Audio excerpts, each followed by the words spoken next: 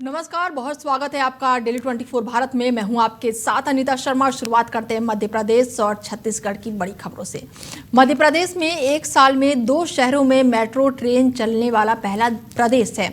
साल 2025 दिसंबर महीने का अंतिम सप्ताह भी मध्य प्रदेश के लिए ऐतिहासिक साबित होगा।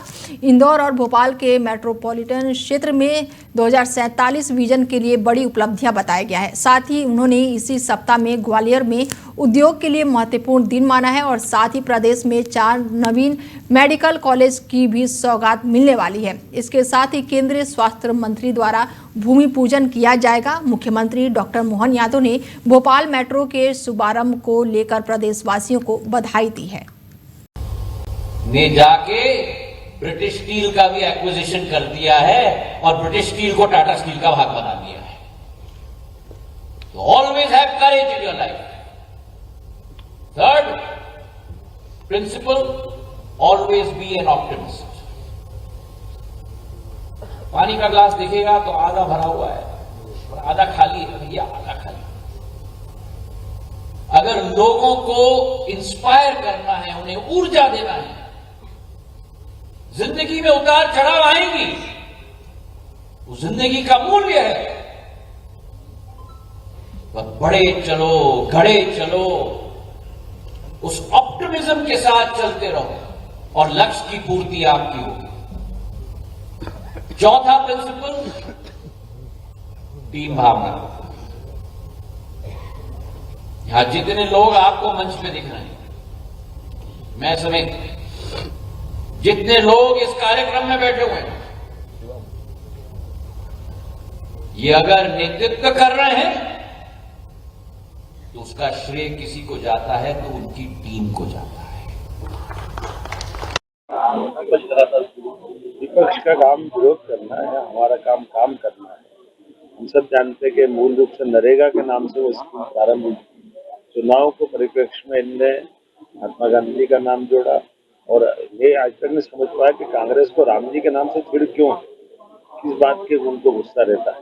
पहले भगवान राम के मंदिर के मामले में अड़ंगे लगाए, जो भगवान राम के मंदिर का भूमि पूजन हुआ तो उसको अवॉइड किया। भगवान राम का भव्य दिव्य मंदिर अयोध्या में बनकर तैयार हुआ, आज तक राहुल गांधी, सोनिया गांधी जी, प्रियंका गांधी जी दर्शन करने नहीं गए। तो पता नहीं कांग्रेस को राम जी से। जगदलपुर शहर में एक दर्दनाक सड़क हादसा हो गया, जहां पर तेज रफ्तार बाइक सवार सामने से आ रही ट्रक में टकरा गया, जिसमें बाइक सवार गंभीर रूप से घायल हो गया। लोगों के अनुसार बाइक चौक की ओर से गुजर रही थी और तभी अचानक सामने से आ रहे ट्रक से उसकी टक्कर हो गई। टक्कर इतनी जोरदार थी कि बाइक सवार सड़क पर ही गिर गया और घटना की सूचना मिलते स्थानीय लोगों ने तत्काल घायल को अस्पताल पहुंचाया, जहां उसका इलाज जारी है। और हादसे के बाद कुछ देर के लिए चौराहे पर यातायात बुरी तरह से प्रभावित हुआ। मौके पर पहुंची पुलिस ने ट्रक को कब्जे में ले लिया और मामले की जाँच पड़ताल फिलहाल तेज कर दी है। वैक्सीन लगाने से 1.5 माह के बच्चे की मौत हो गई है। 4 बच्चों की तबीयत बिगड़ गई है। जिला अस्पताल में भर्ती दतिया में ग्राम काकरमऊ से एक घटना सामने आई है, जहां पर शुक्रवार को आशा कार्यकर्ताओं द्वारा टीकाकरण में बच्चों को वैक्सीन लगाई गई। टीकाकरण के बाद एक 1.5 माह के बच्चे की जान चली गई, जबकि 3 बच्चों की तबीयत बिगड़ गई है, जिन्हें गंभीर हालत में जिला अस्पताल में भर्ती कराया गया है। आक्रोशित ग्रामीण शिकायत लेकर कलेक्ट्रेट के बंगले पहुंचे, जहां पर कलेक्ट्रेट स्वप्निल वानखेड़े ने मामले से संबंधित अधिकारियों को कार्रवाई के निर्देश दिए हैं और मामले में दोषी पाए जाने के खिलाफ सख्त कार्रवाई किए जाने की बात भी कही है। गाँव में कराया था, उसमें एक बच्चे की मृत्यु हुई है और 2 और बच्चे अभी बीमार हैं। तत्काल टीम भेजी है हमने। वैक्सीनेशन की पूरी जो सप्लाई थी उसको रोक दिया गया है और ये चेक कर रहे हैं पोस्टमार्टम से कि किस कारण से हुआ था। अगर एएनएम या आंगनबाड़ी कार्यकर्ता या आशा या सीएमएचओ भी किसी की भी गलती होगी, उनके खिलाफ सख्त कार्रवाई की जाएगी। लापरवाही बिल्कुल बर्दाश्त नहीं है। लोगों की सुरक्षा और उनका स्वास्थ्य सर्वोपरि है। क्या कोई अलग से टीम बनाई है इसके लिए? जी, हेल्थ की टीम बनाई गई है, गांव में पहुंचाई गई है। सब एक एक चीज़ की हम जानकारी लेंगे। एएनएम ने इंजेक्शन देने से पहले क्या क्या सावधानियां बरती थी, अगर सावधानियां नहीं बरती थी तो सावधानियां क्यों नहीं हुई, ये भी चेक किया जाएगा। ये बच्चा आंगनबाड़ी ने गीता और लक्ष्मी ने इंजेक्शन लगाए शाम को 5 बजे और शाम को अब मैं रात में इनको घबराहट हुई बच्चन को, सो सवेरे शाम को बच्चे अकबकाने हमने की वैसे बोले दवाई दी, उनने बोले ये दवाई खिला देना, तो दवाई यहाँ खिलाई और एक बच्चे घावड़ खत्म हो गया। तीन घायल हैं। तीन इंजेक्शन लगे। तीन घायल है। तीन घायल हैं। कौन से गांव में? 5 साल हो गए। अच्छा, मतलब कितने बच्चे थे, कितने को लगाया? 4 में एक खत्म हो गया। 3 घायल हैं। तो बड़े कौन कौन से घायल, क्या नाम है बच्चों घायल बच्चों का? बच्चे का नाम का अब 1.5 महीने का है। शक्ति जिले से एक बड़ी दुखद खबर सामने आ रही है, जहां पर ग्राम में एक शिक्षक की संदिग्ध परिस्थितियों में जान चली गई। शिक्षक की मौत की खबर फैलते ही इलाके में सनसनी मच गई।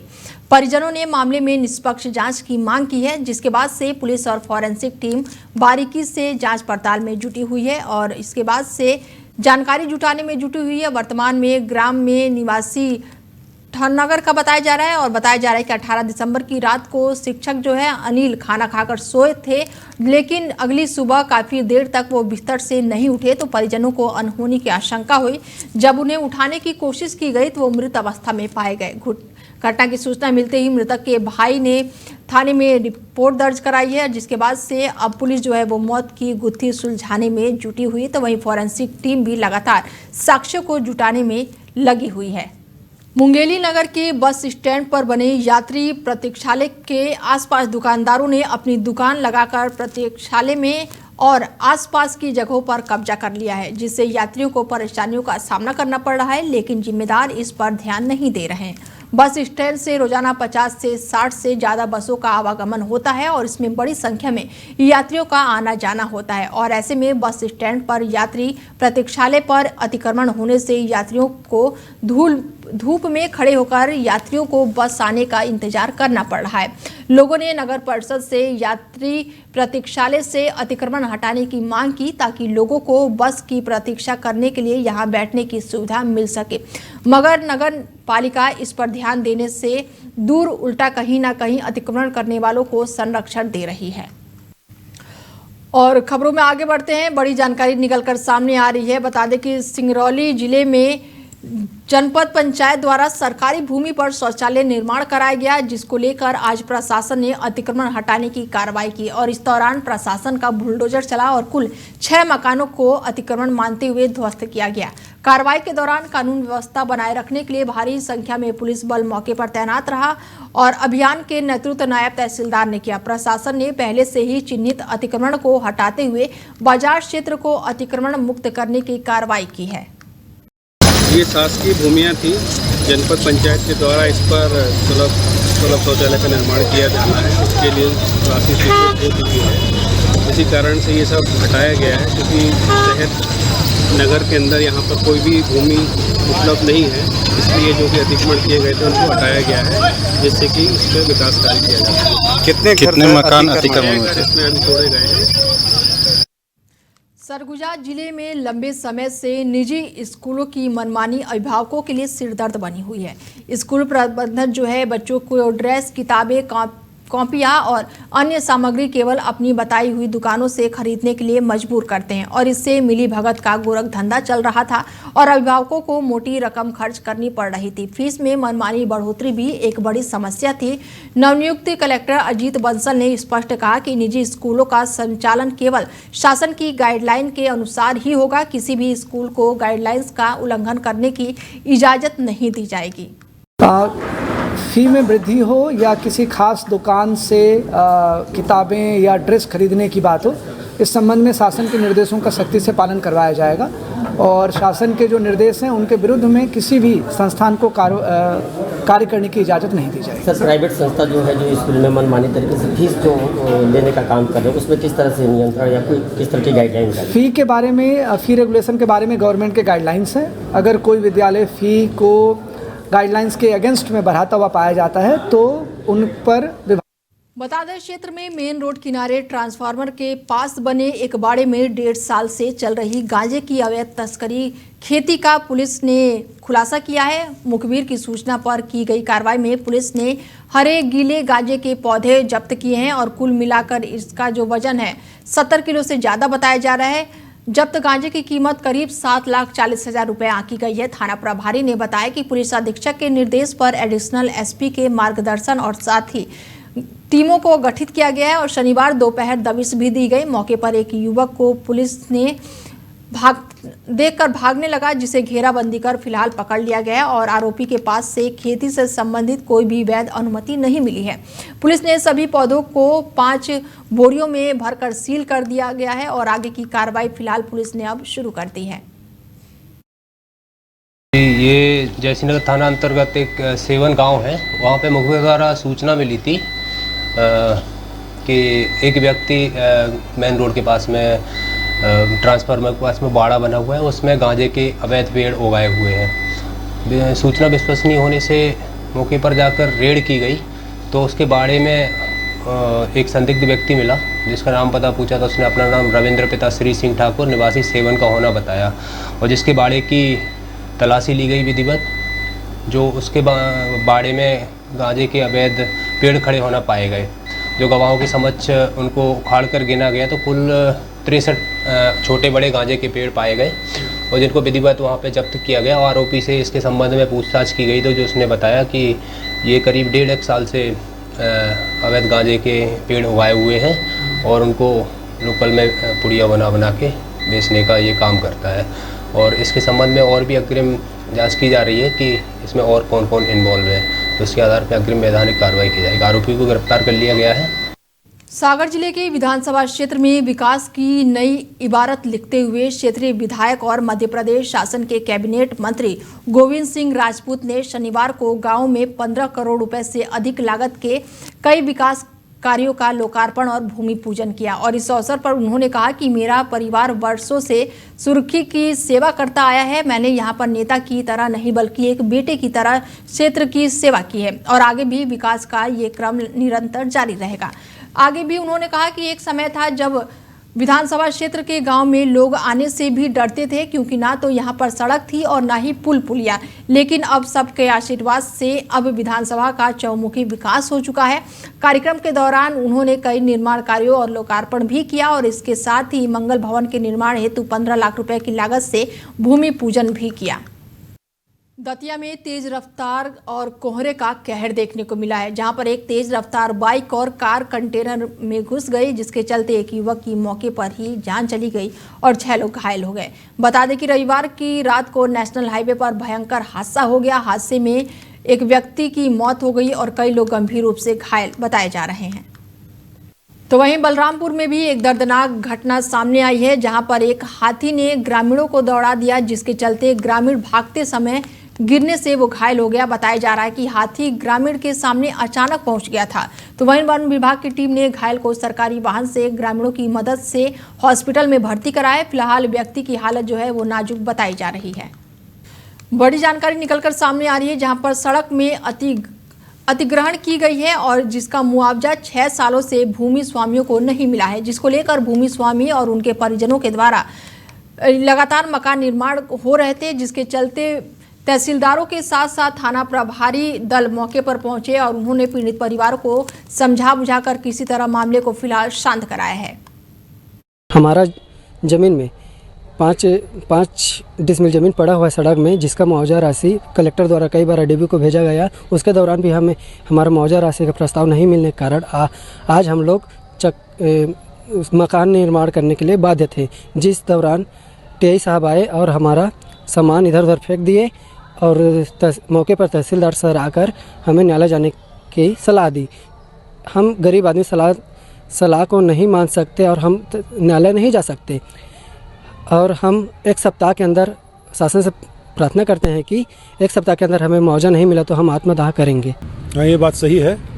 अपने जयपुर से मालखोदा के रोड बीच में एक बुरसरा नाम का गांव पड़ता है, वहाँ एक व्यक्ति जिसका नाम बहरता यादव करके हैं, वो उनके द्वारा बीच रोड में जहाँ उनका भूमि अधिग्रहण हुआ है वहाँ पे वो घर बनाने के लिए ईंट का जोड़ाई कर रहा था। तो जैसे ही सूचना मिली तो मैं और तहसीलदार और थाना प्रभारी जी साथ में गए हैं और उनको समझाइश दिए हैं। उनका कहना है कि यहाँ 2 डिसमिल में जमीन अधिग्रहण हुआ है, जिसका मुआवजा ADB के द्वारा नहीं दिया गया है। हम लोग उनको समझाइश दिए कि ये शासन की संपत्ति रोड है, जिसमें आप इस टाइप का ना करें। विधिवत न्यायालय से आपका मुआवजा राशि प्राप्त कर सकते हैं। तो समझाइश के उपरांत समझ जनवरी 2026 में मध्य प्रदेश खेलो MP youth games Madhya Pradesh के ओलंपिक का आयोजन होगा। बता दें कि देश में पहली बार खेल विभाग और सभी खेल संघ मिलकर आयोजन करेंगे और पहले खेल विभाग और खेल संघों की टीम चयन प्रक्रिया अलग अलग होती थी और इस बार यूथ गेम्स में सरकार के साथ खेल संघ भी शामिल होंगे। साथ ही खिलाड़ियों को प्राथमिकता मिलेगी। वहीं मुख्यमंत्री डॉक्टर मोहन यादव इसकी लॉन्चिंग करेंगे। आयोजन में भोपाल, इंदौर, ग्वालियर, जबलपुर, रीवा, सागर, उज्जैन के साथ साथ कई शहर शामिल होंगे। वहीं ब्लॉक, जिला, संभाग के राज्य स्तर पर प्रतियोगिताएं होगी, जिस दौरान पारंपरिक खेलों को पहली बार शामिल किया जाएगा। साथ ही खिलाड़ियों के लिए सभी व्यवस्थाएं की जाएगी और अंतर्राष्ट्रीय स्तर का आयोजन की व्यवस्था होगी। हमारे देश के यशस्वी प्रधानमंत्री नरेंद्र मोदी जी ने जिस तरह से पूरे देश में खेलों के उन्नयन के लिए, खेलों के विकास के लिए, खिलाड़ियों के विकास के लिए जिस तरह से माहौल सकारात्मक रूप से बनाया है, उसी का परिणाम है कि हम लगातार अंतर्राष्ट्रीय स्तर पर भी खेलों के माध्यम से भी हिंदुस्तान का नाम रोशन कर रहे हैं। हमारे मुख्यमंत्री डॉक्टर मोहन यादव जी भी लगातार खेलों के और खिलाड़ियों के विकास में पूरी तन्मयता के साथ लगे हैं। खेल विभाग लगातार खिलाड़ियों को उत्कृष्ट खिलाड़ी बनाने में और संपूर्ण समाज, खासकर युवाओं को खेल के प्रति आकर्षित करने के लिए अलग अलग कार्यक्रम और अलग अलग योजनाओं के माध्यम से प्रयास कर रहा है। हमने ये निश्चित किया है कि हम जनवरी के महीने में खेलो MP youth games Madhya Pradesh का ओलंपिक, इसका आयोजन करेंगे। फिलहाल बुलेटिन में मेरे साथ इतना ही। बने रहिए आप हमारे साथ और देखते रहिए डेली 24 भारत। नमस्कार।